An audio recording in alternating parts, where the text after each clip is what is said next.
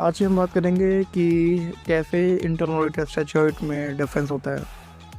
पहली बात, statutory audit का मेन पर्पस होता है कि जो भी फाइनेंशियल स्टेटमेंट है उसमें जितनी भी फिगर्स आ रही हैं, सपोज रिलायंस की कंपनी है, उसमें जितने भी फाइनेंशियल आइटम्स शो कर रहे हैं क्या वो सही है कि नहीं, उसको ऑडिटर को वेरीफाई करना पड़ता है।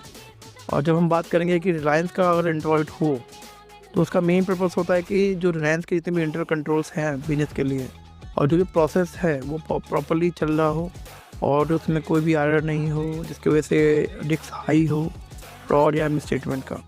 तो that's the main difference between stat और इंटरनल।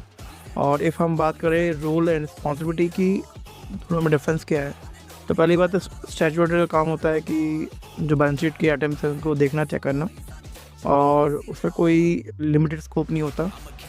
दूसरा, जो स्टैट्यूटरी होता है उसको अपॉइंट किया जाता है, एजीएम के द्वारा किया जाता है, और उसकी जवाबदेही भी एजीएम में ही होती है जो शेयरहोल्डर्स होते हैं। वहीं पे अब जब बात करेंगे एंडरलॉयड की, उसका मेन पर्पस होता है कि जो भी इंटर कंट्रोल है उसको एवेलुएट करना, और उसके बाद जो भी उसका जो जवाबदेही होता है वो बोर्ड ऑफ डायरेक्टर्स के लिए होता है और मैनेजमेंट के लिए होता है, और मैनेजमेंट इसे अपॉइंट करता है। और इन इंडिया जो स्टैट्यूटरी होता है वो सीए हो सकता है ओनली, जो प्रैक्टिस कर रहा हो इंडिया में, और पार्टनर भी इंडिया में हो।